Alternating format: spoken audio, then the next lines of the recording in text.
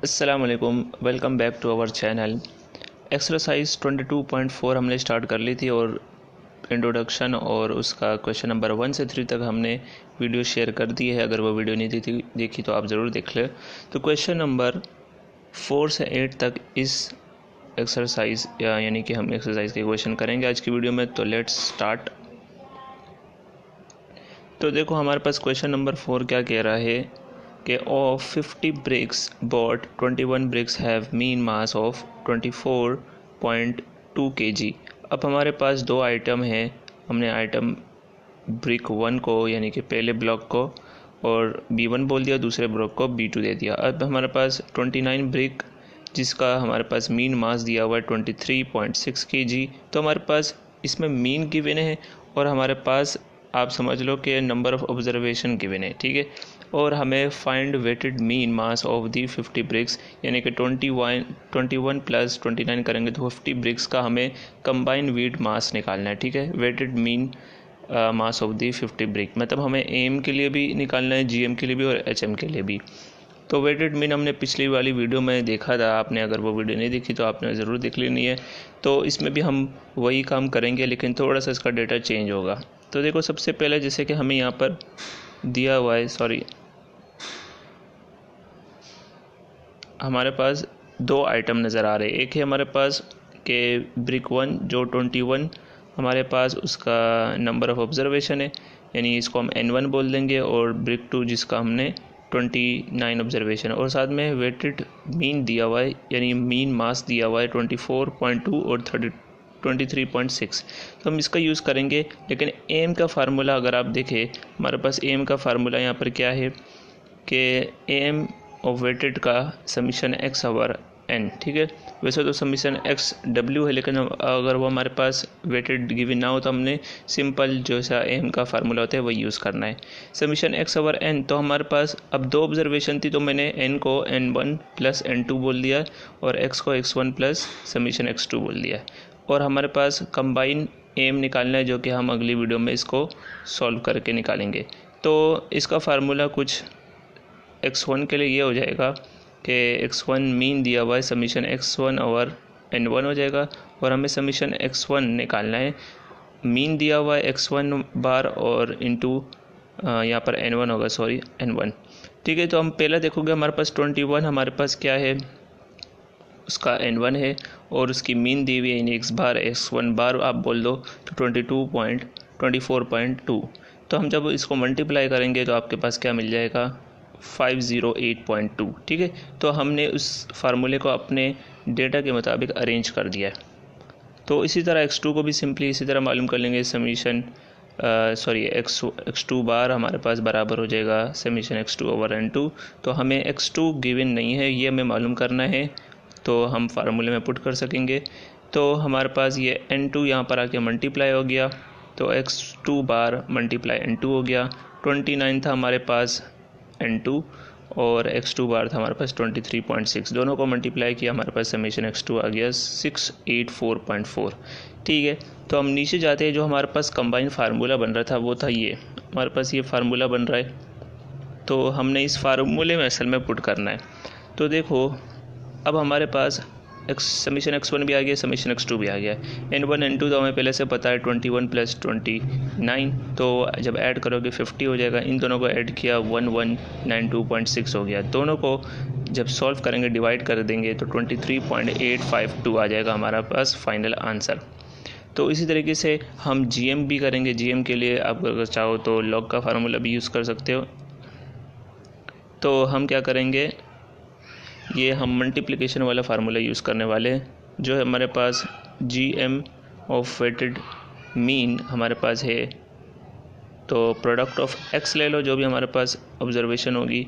तो हमारे पास दो ही थी तो हमने X1 इंटू X2 ले लिया और साथ में पॉजिटिव रूट लेना है उसका। तो N के लिए हम लिख लेंगे N1 प्लस N2, ठीक है। तो आप इसको अरेंज करना। अब आ जाते हैं कि हमारे पास सबसे पहले जिस तरह के हम निकाल लेंगे X1 के लिए जो हमने यहाँ पर निकाला है, और X2 के लिए हमने यहाँ पर फार्मूले को अरेंज करके निकाल दिया, ठीक है। तो देखो हमारे पास सबसे पहले इसमें क्या दिया हुआ है कि हम X की जगह समीशन ये इसको हम बोलते हैं प्रोडक्ट है हमारे पास, प्रोडक्ट ऑफ x1 की nth रूट है, यानी कि n1 रूट है। तो x1 हमारे पास जैसे कि सिंपल उधर गिवन था, मालूम करना था, इस तरह यहाँ भी मालूम करेंगे। gm यानी कि मीन गिवन है, तो हम gm के लिए हम लिख लेंगे 24.2, उसका मीन आ जाएगा, और n हमारे पास ये 21 के लिए। तो उसी तरह हमने यहाँ पर एक काम करना है। अब देखो यहाँ पर x1 की पावर 1/21 है, तो इसकी अगर मैं वैल्यू मालूम करना चाहूँ तो इस तरह नहीं मालूम कर सकता। मैं क्या करूँगा, दोनों तरफ 21 को मल्टीप्लाई कर दूँगा, दोनों तरफ पावर में 21 को मल्टीप्लाई किया, ठीक है। तो यहाँ पर आ गया 24.2 की पावर 21, यहाँ पर आ गया है x1 की पावर हमारे पास 21, और जो पहले से 1/21 था वो पहले से मौजूद था, जो कि यहाँ से इससे कैंसिल हो जाएगा, ठीक है। इन दोनों से कैंसिल होकर सिर्फ x1 बच गया। और जब इसकी 24.2 की पावर 21 निकालोगे तो ये इतना लेंथी नंबर निकल आएगा, 1.1484 इंटू एक्सपोनेंट पावर 29, ठीक है। बिल्कुल सेम काम यही करना है। हमने gm ले लिया 23.6 फॉर n2, ठीक है। तो n2 हमारे पास 29 था, सेम हमने 29 की पावर दोनों तरफ मल्टीप्लाई की, और यहाँ पर 29 में से 29 कैंसिल, तो हमारे पास 23.6 की पावर 29 जब आप कैलकुलेटर में सॉल्व करोगे तो ये वैल्यू आ जाएगी आपके पास।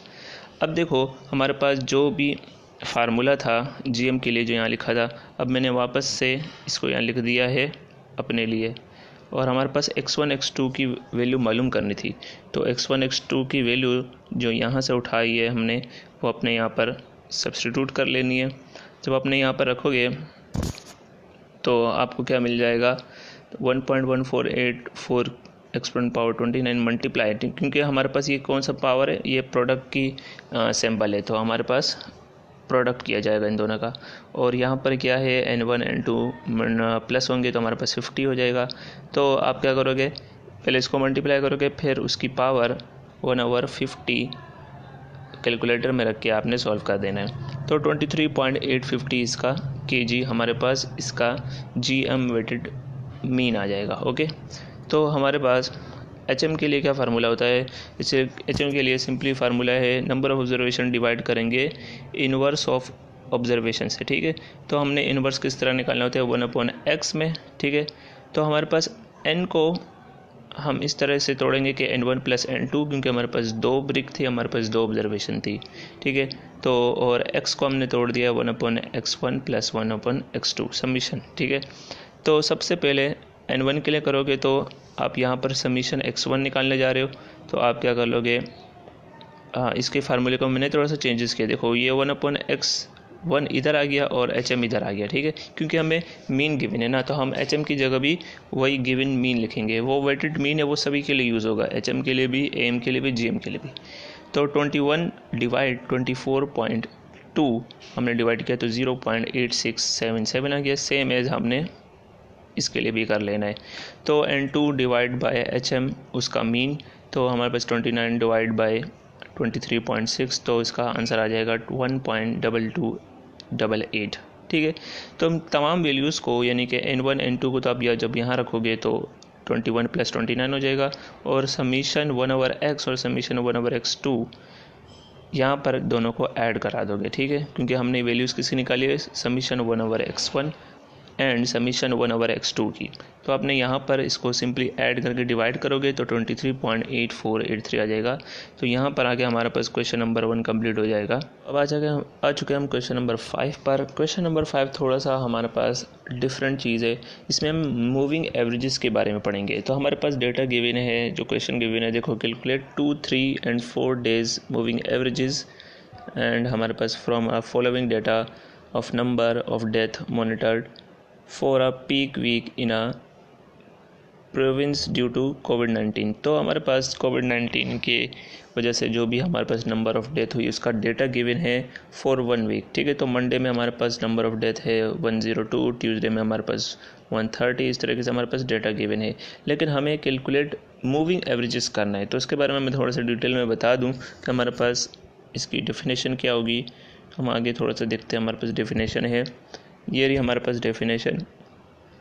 तो an average represent the middling value of a set of number. तो आपको पता है हमारे पास एवरेज क्या रिप्रेजेंट करता है, वो मिडलिंग वैल्यू जो दरमियानी वैल्यू होगी उसको हमेशा रिप्रेजेंट करेगा। ठीक है, तो हम जितना भी बड़ा डेटा ले लें उसको जब अगर हम एवरेज निकालें तो वो तमाम वो वैल्यू जो हमारे पास एवरेज आएगी वो तमाम डेटा को रिप्रेजेंट करता है। ठीक है, तो मूविंग एवरेज भी बिल्कुल सेम ही है, exactly the same, but the average is calculated several time for several subset of data. तो उसमें क्या होगा, हमें कोई एक सेवरल टाइम दिया होगा कि 2 डेज़ या 3 डेज़ के लिए आप मालूम करो। अब वो जो डेटा है डेटा से ही हम सबसेट्स निकाल लेंगे। ठीक है, जिस तरह के हमारे पास 10 ऑब्जर्वेशन के ऊपर दिया हुआ है, हमें 2 डेज़ का निकालना है तो 2 का हम सबसेट बनाएंगे और उसके लिए सेवरल टाइम के लिए हम सेवरल एवरेजेस निकाल लेंगे, जिस तरह हम सिंपल एवरेज निकालते हैं वैसे ही। For example, if you want a 2 year moving averages for a data set from 2000 to हमारे पास 2003 तक डेटा दिया हुआ है, तकरीबन हमारे पास 4 साल का डेटा है। ठीक है, तो हमें 2 ईयर का मालूम करना है। So you would find average for the subset. तो सबसे पहले सबसेट हमारे पास क्या बन जाएगा, 2000 से 2001, जो भी हमारे पास डेटा में से हमने 2 के हमने अपने सेवरल टाइम के लिए एवरेजेस निकाल दिए। फिर 2001 से 2002 का एवरेज निकालोगे, 2002 से 2003 का। बिल्कुल यही काम करने वाले हैं, लेकिन हम देखेंगे कि इसमें इवन और ऑड के लिए, इवन ऑड मतलब अगर 2 ईयर का पूछा तो वो इवन में शुमार होगा, अगर 3 ईयर का तो वो ऑड में। तो इस तरीके से दोनों का निकालने का तरीका थोड़ा सा डिफरेंट होगा, वो हम देखेंगे सवाल में। तो सवाल पे भी आ जाते हैं। हमारे पास ये सवाल है, तो इसमें थोड़ी सी हम डिटेल पढ़ लेते हैं कि इसमें हमने 2 ईयर, सबसे पहले 2 डेज़ का कैसे निकालेंगे। For 2 days moving average we consider group of 2 consecutive days each time starting from the Monday to Tuesday और ट्यूसडे टू वेडनेसडे, और इसी तरह चलते चलते सैटरडे टू संडे। तो हमें जो भी कंजिक्यूटिव डेज़ का हमें ग्रुप्स बना लेने। सबसे पहले मंडे टू ट्यूसडे का हम निकाल लेंगे, क्योंकि 2 डेज़ है तो हमने मंडे, ट्यूसडे और वेडनेसडे को कंसिडर नहीं करना है, सिर्फ 2 को कंसिडर करना है। फिर ट्यूसडे से हमने वेडनेसडे, फिर वेडनेसडे से थर्सडे, थर्सडे से फ्राइडे, फिर फ्राइडे से सैटरडे और सैटरडे से संडे। इस तरह से हमारे पास ग्रुप बनेंगे। Initially average are place mid way between the 2 day, then each pair of the 2 day average are average further to get a required 2 days centred moving average. अब जब भी इवन होगा, इवन में हमने 2 तरीके से एवरेज को मालूम करना है। एक तो हमने 2 डेज़ के लिए निकालना है, वो आगे हम ऑब्जर्वेशन में सीखेंगे। फिर हमने further even days, even data के लिए सेंटर्ड मूविंग एवरेजेस भी निकालना है, वो उसको हम फर्दर एवरेज निकालेंगे। तो मैं आपको बताऊँगा अगले वाले स्लाइड में कि वो किस तरह निकाल रहे हैं। तो देखो हमारे पास the result are summarise in the following table. जो भी हमारे पास टेबल है उसमें हम समराइज करेंगे। We have to add 2 columns for even period group average always. ठीक है, तो 2 कॉलम बनेंगे हमेशा हमारे पास इवन के लिए, ऑड के लिए सिर्फ एक ही बनेगा और इवन के लिए हमारे पास 2 कॉलम बनेंगे। तो देखो सबसे पहला हमारे पास 2 डेज़ है। ठीक है, 2 कॉलम हम इन दोनों को शुमार कर रहे हैं। ठीक है, अगर ऑड होगा तो आपके लिए सिर्फ ये बनाने की ज़रूरत नहीं है, सेंटर्ड एवरेज निकालने की ज़रूरत नहीं होगी, इसमें सिर्फ इनिशियल एवरेज निकालेंगे। तो देखो हमारे पास एक डेज़ का डेटा था, ये हमारे पास डेटा आ गया है, हमारे पास ये डेटा आ गया है अपना डेज़ का। ठीक है, 7 डेज़ था तो हमने 7 डेज़ का निकाल लिया। ठीक है, अब हमारे पास नंबर ऑफ़ डेज़ जो भी थे, जो भी हमारे पास मंडे में नंबर ऑफ़ डेज़ थी, आप इसको फ्रीक्वेंसी मान सकते हो। ठीक है, जो हमारे पास ऑब्जर्वेशन गिवन है बेसिकली। तो मंडे को हमारे पास 102 था, ट्यूसडे को 130 था, ये आपको सारे क्वेश्चन में गिवन है। अब आपने सबसे पहले क्या कम करना है, आपने ये ऑब्जर्वेशन को देखना है, ऑब्जर्व करने का हमने किस तरह का बनाया। हमने मंडे के बाद एक लाइन छोड़ के, फिर ट्यूसडे के बाद एक लाइन छोड़ के, फिर वेडनेसडे के बाद एक लाइन छोड़ के हमने लिखा है। तो इसमें सिर्फ इवन के लिए आपने ये काम करना है, क्योंकि जब भी हम इवन का एवरेज निकालेंगे तो उसको हमने उसके सामने नहीं लिखना है, उसके सेंटर में लिखना है। जो देखो हमने यहाँ पर मैंने कलर किया, लेकिन वो थोड़ा सा वाज़ेह नहीं हो रहा है, हमारे पास लाइट हो चुका है। तो आपने इस तरह बुक में देख लेना है कि हमने येलो कलर या कोई भी कलर आप कर सकते हो। सबसे पहले स्टार्ट करेंगे पहली वैल्यूज़ थे जो हमारे पास शुरू में 2 डेज़ के लिए हमने जो मूविंग एवरेज निकाला 102 प्लस 130 को जमा किया और डिवाइड बाई किससे करेंगे, जो नंबर ऑफ ऑब्जर्वेशन है 2 से डिवाइड किया तो 116 आ गया। ठीक है, फिर देखो फिर हमने 30 लिया, यहाँ पे मैं एक बार मार्क कर लेता हूँ कि हमने 30 लिया और प्लस 158 लिया। ठीक है, और उन दोनों को जमा करके डिवाइड किससे करना है, 2 से। तो हमने डिवाइड किया 2 से, तो उसके मिडिल में ही लिखना है। अगर हम यहाँ पर गैप नहीं छोड़ेंगे तो हमारे पास मिडिल वैल्यू नहीं मिलेगी, ठीक है। तो हमने गैप छोड़ना है एक एक लाइन का, तो इसके मिडिल में लिखोगे 144। फिर इसी तरीके से हमारे पास आ जाएगा 158 जमा 188 प्लस, मतलब जमा करके डिवाइड बाई 2 किया तो 173। तो ये पहली लाइन में आपने सिर्फ यही काम करना है। और लास्ट में देखो, लास्ट में हमने एक और बार इसको हाईलाइट कर दिया कि 259 प्लस 310 को जब ऐड किया और डिवाइड बाई 2 किया तो 234.5 आ गया। अच्छा, ये काम तो होगा हमारे पास इनिशियल मूविंग एवरेजेस के लिए। ये चीज़ तो आप मुश्किल नहीं, आप बुक से भी देख के कर सकते हो और यहाँ से आप इसको नोट कर लेना। सेंटर्ड एवरेज में क्या करेंगे, 2 डे मूविंग एवरेज सेंटर्ड में आपने क्या कर लेना है, जो भी आपने मूविंग एवरेजेस निकाले होंगी उनका फर्दर यानी कि अगेन एवरेजेस लेना है 2-2 करके, ठीक है।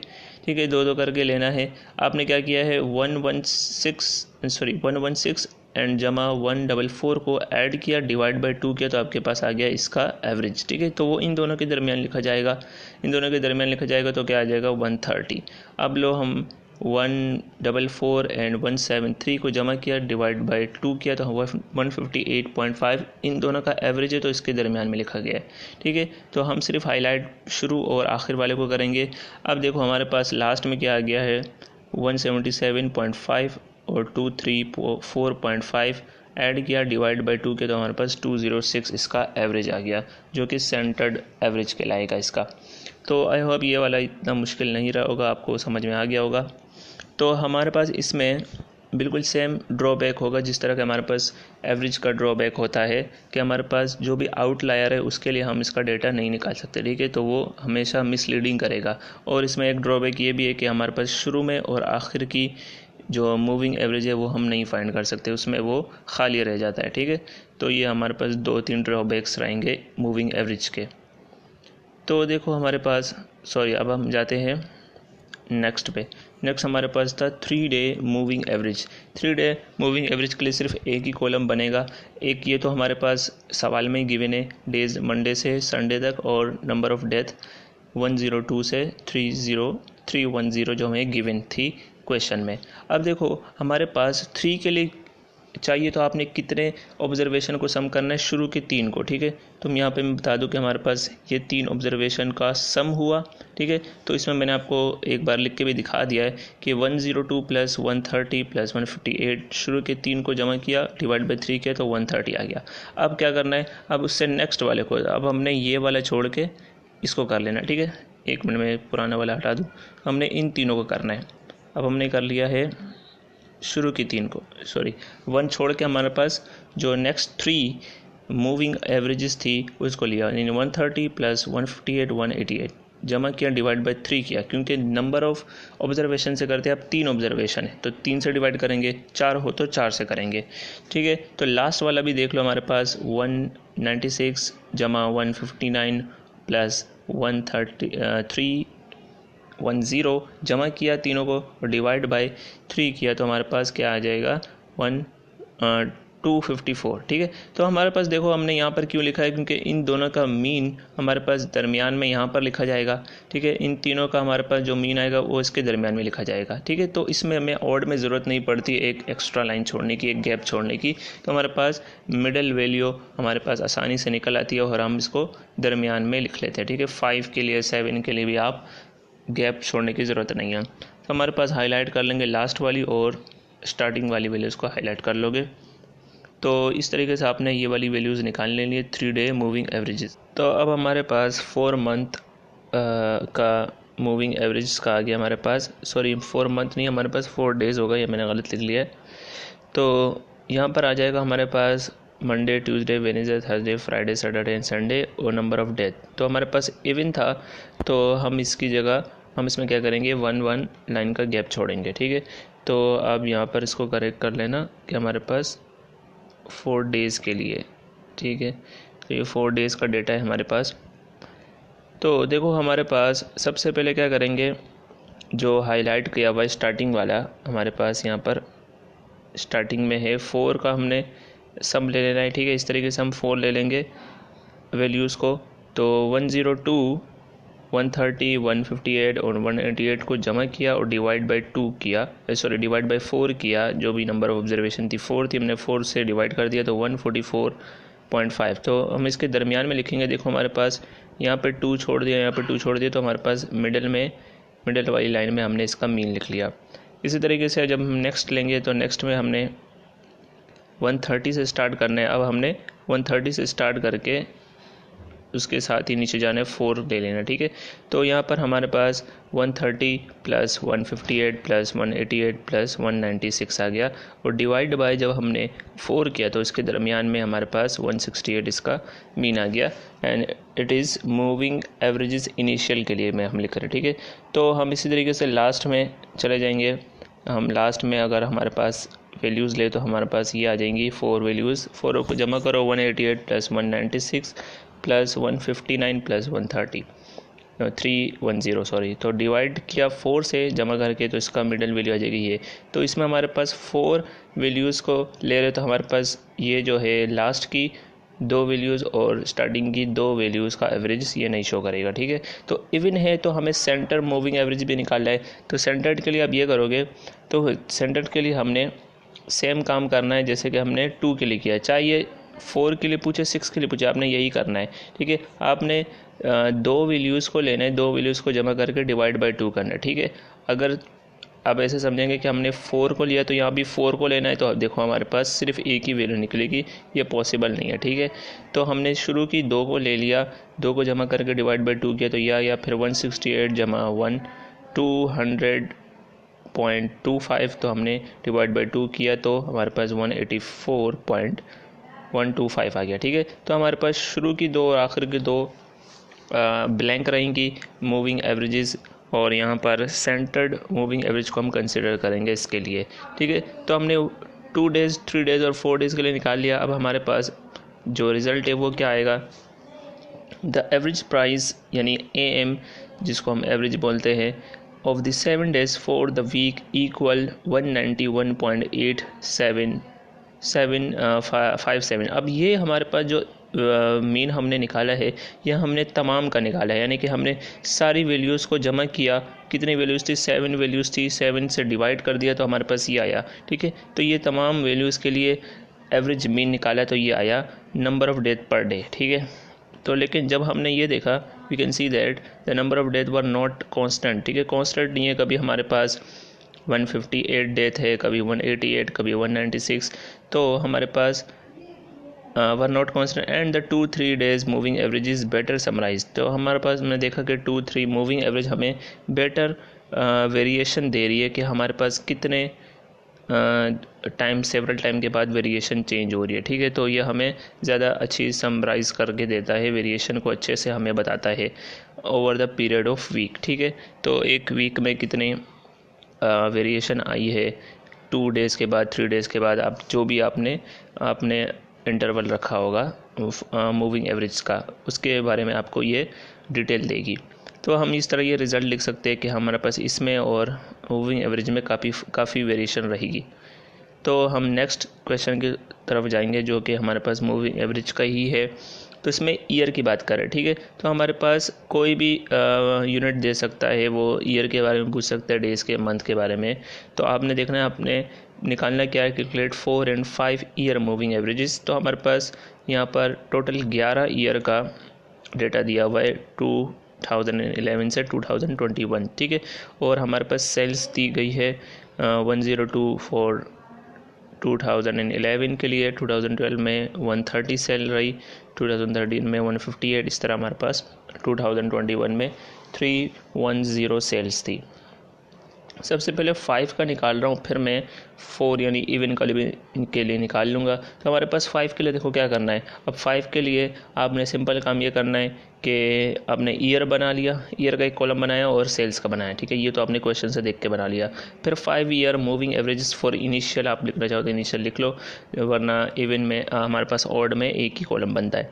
तो देखो सबसे पहले स्टार्टिंग की, जब आपने यहाँ पर 5 ऑब्जर्वेशन ले ली, उन सबको जमा किया, तो यहाँ पे मैंने पहली वाली शो कर दी आपके लिए। इन सबको जमा करना है, डिवाइड बाय 5 करना है, एम निकालना है। तो अब बच्चों का काम है, आपने काफ़ी बार सीख लिया, ठीक है। तो जब डिवाइड बाय 5 किया तो हमारे पास 154.5, ठीक है। तो अब मूव करेंगे नेक्स्ट पे इस तरह मूव करना है कि हमने पहली छोड़ के अब नेक्स्ट 5 ले लेनी है, यानी कि इससे आगे आ जाना है। तो हमने देखा 130 से 130 प्लस 158 प्लस 188 प्लस 196 प्लस 259, जब इन सबको जमा कर लिया तो डिवाइड बाय अब 5 किया। तो इसका मिडल वैल्यू देखो 1 2 3 4 5, ठीक है। तो 5 है हमारे पास, 3 वाली मिडल है, तो हमने इसका मिडल में इसका मीन लिख लिया, ठीक है। तो अब नेक्स्ट पे जब जाओगे तो आपने ये पहली एक छोड़ के उसकी नेक्स्ट से स्टार्ट कर लेना है। तो हमने इन सबको जमा किया, डिवाइड बाय 5 किया। तो हमने इनके नंबर ऑब्जर्वेशन 5 है, तो 5 से डिवाइड करोगे, इसके मिडल वैल्यू ये है, ठीक है। इन पांचों की मिडल वैल्यू ये है, तो इसके सामने हमने लिखा उसकी मीन लिखा, ठीक है, मूविंग एवरेजेस लिखा। तो इस तरीके से आपने चलते रहना है। और लास्ट में हमारे पास ये रहेगा, इसको हम हाईलाइट कर लेंगे लास्ट और फर्स्ट वाली को, ठीक है। तो ये रही हमारे पास लास्ट 5 ऑब्जर्वेशन, इन सबको ऐड करके डिवाइड बाय 5 किया। तो ये हमारे पास मिडिल वैल्यू थी, इसके सामने 252.6 इसका एवरेज आ गया। तो बड़े सिंपल है, हमारे पास मूविंग एवरेज निकालना कोई ज़्यादा मुश्किल काम नहीं है। तो हम नेक्स्ट यानी कि इवन की तरफ जाते हैं। इवन हमारे पास 4 ईयर मूविंग एवरेजेस पूछा गया है।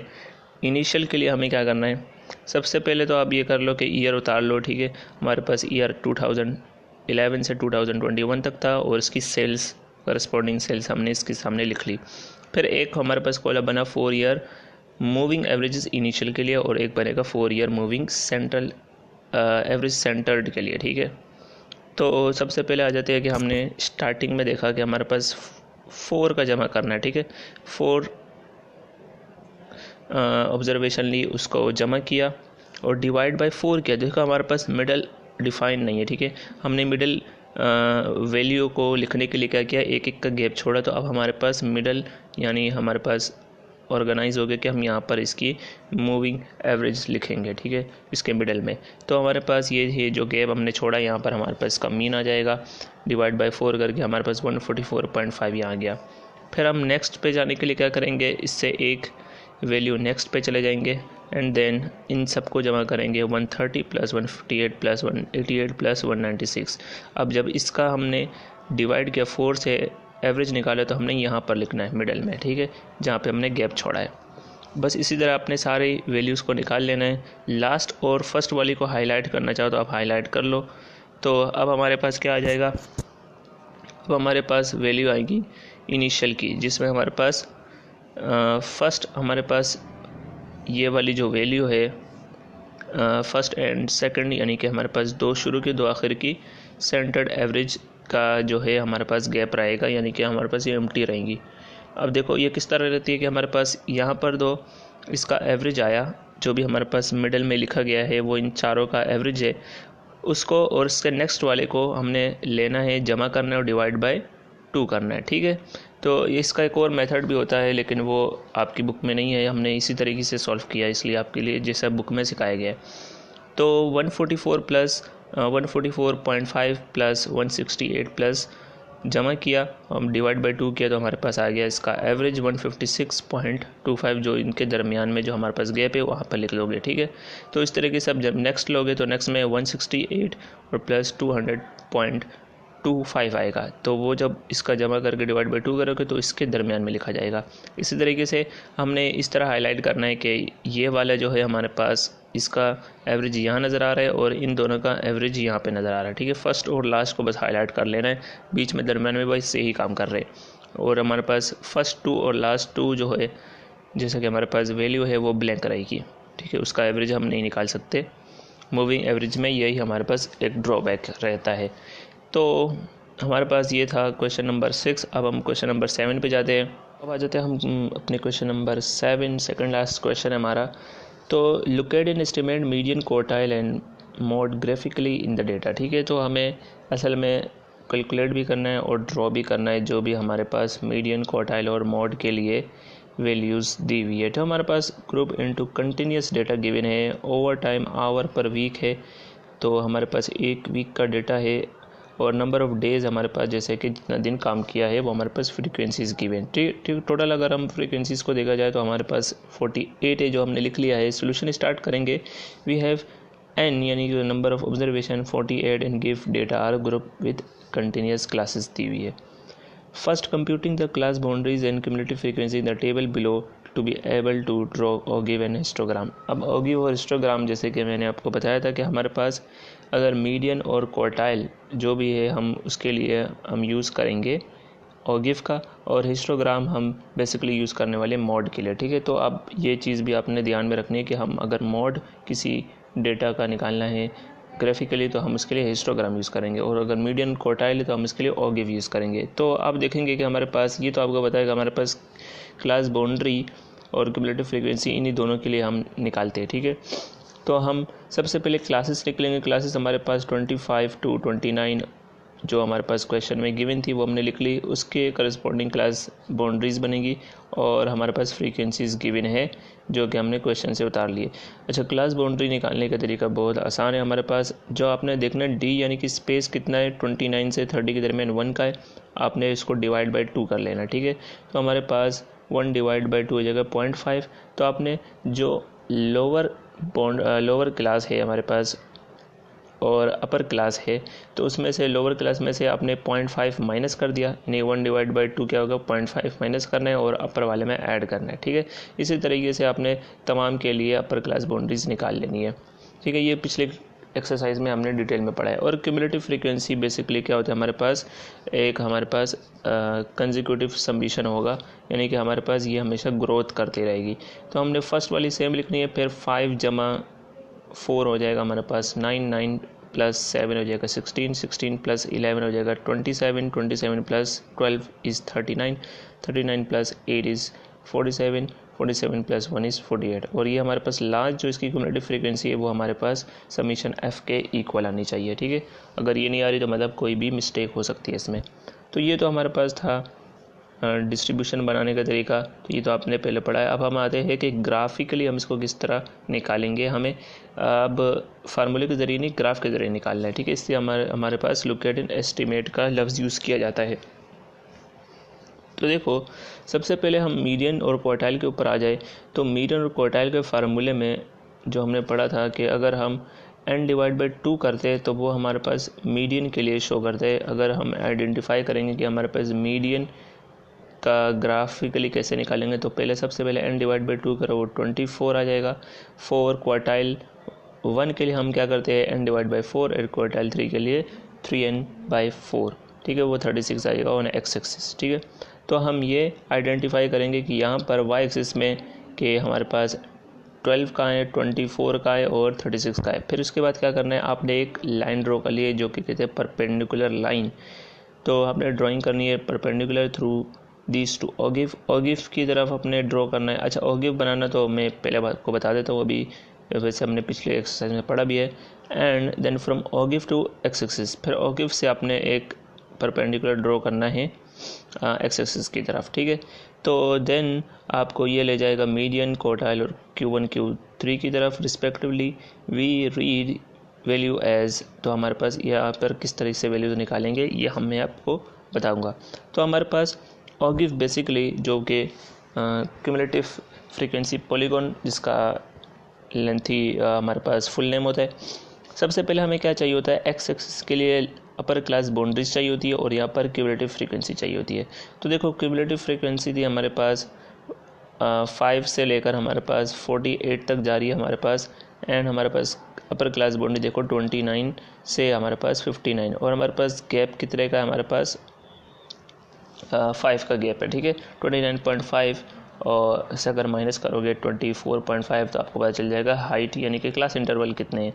तो अब देखो, अगर एक्सिस की बात की जाए तो हमें ओगिव में एक एक्स्ट्रा चाहिए होती है। ठीक है, जो हमारे पास 24.5 हमने यहाँ पर लगा दी, और इन दोनों के दरमियान कितना 5 का हमारे पास क्लास इंटरवल है यानी h है।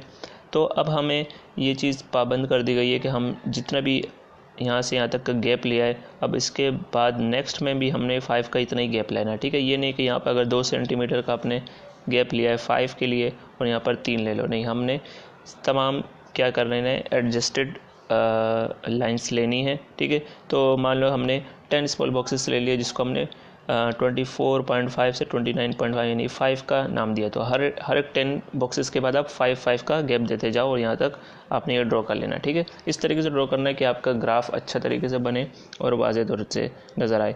तो यहाँ पर हमने ले लेंगे 10 स्मॉल बॉक्सेस 10 के बराबर, फिर नेक्स्ट 10 को 20, 30, 40 एंड 50 का नाम देना है, ठीक है। तो सबसे पहले जब ऑगिव ड्रॉ करोगे तो आपने देख लेना है 24.5 के लिए तो कोई भी अपर क्लास बाउंड्री के लिए कोई हमारे पास फ्रीक्वेंसी नहीं थी, तो वो 0 आ गई। और 29.5 के लिए हमारे पास तकरीबन यहाँ पर आ रही है 5, फिर आ रही है हमारे पास 34.5 के लिए 9। तो हम यहाँ पर इस तरह ड्रॉ करते जाएंगे। तो 9 हमारे पास थोड़ा सा इससे नीचे रहेगा, ठीक है। तो ये हमारे पास छोटा सा ग्राफ, इसमें थोड़ा सा वाज़े नहीं होगा। आप बड़े पेज में बनाओगे तो आप ग्राफ पेपर में तो आपको अच्छे तरीके से वाज़े पॉइंट्स के बारे में पता चल जाएगा। तो देखो हमारे पास ये चीज़ तरह ग्राफ ड्रॉ कर लेना है। लास्ट हमारे पास 59.5 के लिए 48 था, तो हमने 50 से थोड़ा सा नीचे हमने ये लिख के सबसे पहले हमने स्केल से ड्रॉ कर लिए नहीं ये सारे पॉइंट्स को। फिर एक परपेंडिकुलर लाइन ड्रॉ करना है एक्स एक्सिस की तरफ और गिफ्ट से एक्स एक्सिस की तरफ, ठीक है। तो परपेंडिकुलर लाइन आपको बताएं हमारे पास इस तरीके से यहाँ पर ये 90 डिग्री का एंगल बनाएंगे तो हमारे पास ये परपेंडिकुलर लाइन होगी, ठीक है। यहाँ पर 90 डिग्री का एंगल बन रहा है इन दोनों के दरमियान, ठीक है। आप देख रहे हैं इस तरीके से। तो हमारे पास परपेंडिकुलर लाइन ड्रॉ हो गई, हमारे पास ऑगिव बन चुका है। लेकिन हमारे पास काम ये निकालना है कि हमें मीडियन किस तरह निकाले इससे और Q1 और Q3 यानी क्वार्टाइल किस तरह निकाले। तो मीडियन के लिए जैसे कि मैंने ऊपर बता दिया कि n/2 को आप ले लेना है 24 यहाँ पर y एक्सिस में आपने देखना है। तो 24 हमारे पास यहाँ पर आएगा 25 यहाँ 25 से थोड़ा सा नीचे हमने परपेंडिकुलर ड्रॉ किया ऑगिव की तरफ, वाई एक्सिस से ऑगिव की तरफ, फिर ऑगिव से हमने ड्रॉ करना है परपेंडिकुलर एक्सिस की तरफ, ठीक है। यहाँ पे मैंने स्मॉल m यानी कि ये किसको ज़ाहिर कर रहा है, मीडियन को। फिर आपने n/4 देखा विच इज़ 12, तो 12 आपने यहाँ पर देखना है, यहाँ से पॉइंट लेना है और परपेंडिकुलर ड्रॉ करना है ऑगिव की तरफ, ऑगिव से ड्रॉ करना है एक्सिस की तरफ। फिर आते हैं 3n/4, वो क्वार्टाइल 3 के लिए था। हमारे पास 36 देखो हमारे पास यहाँ पर ये चीज़ हाईलाइट की हुई है, मैंने ये ड्रॉ किया यहाँ पर और यहाँ से हमारे पास आ गया है नीचे, ठीक है। मैंने डिफरेंट कलर यूज़ किया, ये हमारे पास ऑगिव का है और ये हमारे पास मीडियन और क्वार्टाइल के लिए। तो देखो तो यहाँ पर हमें यहाँ से लेकर यहाँ तक हमारे पास डिस्टेंस था तकरीबन 5 का। तो हमने 34.5 से थोड़ा सा आगे हमने 35.5 या समथिंग इस तरह लिख लिया है। यहाँ पर आगे हमारे पास वैल्यू गिवन है, ठीक है। तो 36.6 हो गया समथिंग, इस तरह से हमने अंदाज़न लिख लेना, ठीक है। तो यहाँ पर अब हमारे पास मीडियन आ गया है 39 से या 44 से थोड़ा सा पीछे है हमारे पास, इसके दरमियान 5 का है तो हमने 43.1 समथिंग हमारे पास ये वैल्यू आ जाएगी। फिर हमने देखना है आपके पास जो बॉक्सेस बने होंगे ना उससे आप सही तरीके से अंदाज़ा लगाओगे, ठीक है। तो 44.5 और 49.5 के दरमियान में ये लाइन आ रही है, तो हमारे पास दरमियान से थोड़ा सा आगे तो हमने 47.5 से आगे लिया 48.25 हमारे पास ये क्वार्टाइल 3 यानी कि Q3 आ जाएगी। तो इस तरीके से हमने ये मीडियन भी मालूम कर लिया है इसके लिए। फिर आते हैं हिस्टोग्राम के लिए हम क्या करेंगे, मोड का यूज़ करेंगे। मोड के लिए आपको पता है द मोस्ट फ्रीक्वेंट वैल्यू हमें चाहिए होती है। तो देखो यहाँ पर मोस्ट फ्रीक्वेंट वैल्यू कौन सी है, यानी कि जो सबसे ज़्यादा फ्रीक्वेंसी किसकी है हमारे पास, ये 12 की, ठीक है। तो यहाँ से भी आप देख सकते हो। तो हम इसमें हम फ्रीक्वेंसी और क्लास बाउंड्री के दरमियान हम हिस्टोग्राम बनाते हैं। तो सबसे जो हाईएस्ट फ्रीक्वेंसी है वो 12 की है। तो इसकी भी हमारे पास स्टेटमेंट लिखी हुई, अगर आप लिखना चाहो तो लिख लो, मैं ऐसे ही आपको एक्सप्लेन कर देता हूँ। तो देखो हिस्टोग्राम बना लोगे, सबसे पहले एक्सिस पे आप रखोगे सारे क्लास इंटरवल्स, क्लास बाउंड्री लिख लोगे, ठीक है। 24.5 से 29.5 के दरमियान 5 का है, हमारे पास सारे इक्वल क्लास इंटरवल्स है, ठीक है। और हाईएस्ट फ्रीक्वेंसी हमारे पास 12 तक जा रही है, ठीक है। तो आप 5 स्मॉल बॉक्सेस के गैप से आप क्या करो, आप ये वैल्यूज़ को लिख लो। तो अब मॉडल क्लास जैसे कि मैंने लिखा है मॉडल क्लास रेक्टेंगल, तो मॉडल क्लास किस तरह की, ये हमारे पास हाईएस्ट फ्रीक्वेंसी थी, ठीक है। हाईएस्ट फ्रीक्वेंसी मतलब ये हमारे पास मोड की क्लास बन जाएगी। तो मॉडल क्लास रेक्टेंगल आ गया। अब एक काम करोगे, मैं थोड़ा सा बड़ा कर दूँ आपके पास, सबसे पहले जो हमारा राइट कॉर्नर है मॉडल क्लास का उससे एक लाइन खींचोगे, लेफ़्ट वाला जो रेक्टेंगल है उसके अपर क्लास बाउंड्री से टच करोगे, ठीक है। तो यहाँ पर जो है इस तरफ से लेफ़्ट से स्टार्ट करोगे मॉडल क्लास बाउंड्री से, जो नेक्स्ट क्लास है उसके अपर क्लास बाउंड्री से टच करोगे, ठीक है। तो इस तरीके से जो टच करोगे, अब बीच में हमारे पास इंटरसेक्शन बन रहा है इन दोनों लाइन का, उससे आपने एक परपेंडिकुलर ड्रॉ कर देना है यहाँ पर नीचे, ठीक है। ठीक है, यहाँ पर परपेंडिकुलर ड्रॉ किया, वो आपका असल में मोड की वैल्यू है, ठीक है, मोड की वैल्यू आ जाएगी। अब देखो इन दोनों के दरमियान हमारे पास क्या है, 5 का है, तो 44 से थोड़ा सा ज़्यादा है हमारे पास, 45.5 आ सकता है या 45.5, यस, हमारे पास ये आ जाएगी value 45.5। The model over time hour per week is approximately, हमारे पास वैल्यू आएगी। हम एग्जैक्ट तो नहीं बता सकते इसमें, क्योंकि ग्राफ हमारे पास इतना वाजे शो नहीं करेगा वैल्यू को। तो हमारे पास 45.5 आवर वीक इसका मोड आ जाएगा। तो ये तो हमारे पास क्वेश्चन नंबर 7 कंप्लीट हुआ। आप इसको प्रैक्टिस करें ताकि आपको और भी अच्छे तरीके से समझ में आ जाए। अच्छा, नेक्स्ट जो है हमारे पास थोड़ा सा और डिफरेंट है, हमारे पास ग्राफ दिया हुआ है बेसिकली। तो ये मैंने आंसर लिखा है, उसमें था locate and distribute the indicated measure in the following, ठीक है। तो सबसे पहले ए में मोड की एक फिगर दी हुई है और मीडियन की और एंड क्वार्टाइल की। तो मैं आपको दिखा देता हूँ, ये हमारे पास बुक में फिगर बनी हुई है। तो मैंने क्या किया, जो भी हमारे पास हाईएस्ट फ्रीक्वेंसी थी, अब ये कैसे पता चलेगा हमारे पास, ये देखो ये हमारे पास सबसे लोवेस्ट फ्रीक्वेंसी है। यहाँ पर फ्रीक्वेंसीज़ के लिए हमने क्या करते हैं, वाई एक्सिस में ड्रॉ करते हैं, ठीक है।